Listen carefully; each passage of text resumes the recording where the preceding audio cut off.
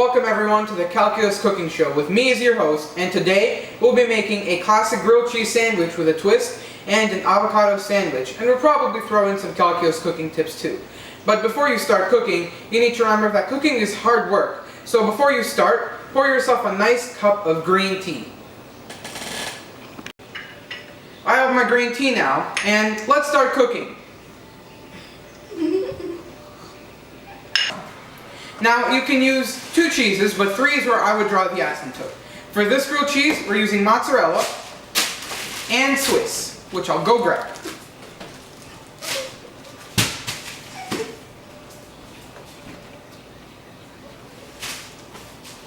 It's right here. So, these are our 2 cheeses. Is that Family Feud? You turned that disrespectful piece of... Now, we're using mozzarella and Swiss because they integrate well, and they're the cheapest at the store. But you can use any 2 that you have lying around. My love for cheese is indeterminate, unless you use hospital's rule, in which case it'd be infinity. So, the first thing you want to do for your grilled cheese is grab your melted butter and spread it on one side of your bread. I forgot to mention this, but you can also use individually packaged cheese slices, which are all right angles. Now, it's time to cut a tomato. Or we could work with this. So you'll notice now we're going to cut a cucumber. Before I start, it's important to note that this cucumber won't be used ever again, either in this video or to make the grilled cheese or any sandwich, much like how you'll probably never use anything you did in calculus in your life. First thing you want to do is grab a sharp purple knife, not sponsored by the way, and rotate the entire cutting board around the y-axis. And now what you want to do is cut off the ends of the cucumber.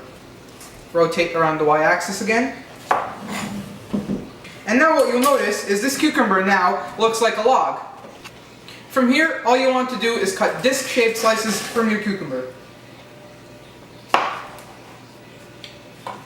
As you're doing this, keep in mind that as the sharpness of your knife approaches infinity, the accuracy of your cutting should approach 100%. Oh my god, I did it! Now that we're done with the cucumber, let's move on to something a little bit more challenging, the tomato. For the tomato, since it has a skin, you want to use a multiple cusp knife. Now, you want to do the same thing that you did with the cucumber to the tomato, and you want to cut disc-shaped slices from the tomato.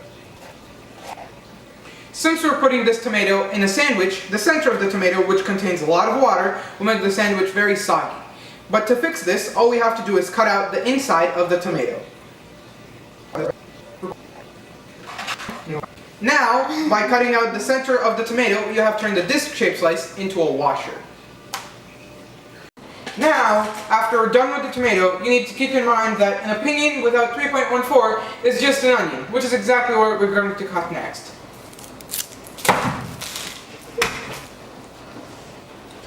Which we have right here. The way we want to cut this, and before you start cutting actually, you're going to notice something, that this is much like a linear function, because like a linear function, the onion also has only one root. To cut the onion, all you need to do is take it, hold it here, and rotate it around the x-axis. So go like this. And now that you're done with that, you can sit it down and but you must be wondering, this isn't very professional. And you're right, this is not professional at all. And there you go, a half slice of tomato. And you notice... That's an onion, bro. Of an onion.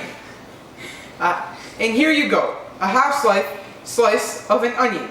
Now that you have this onion, you're going to realize that this looks a lot like a shell, which is also one of the methods you use for revolving things in calculus.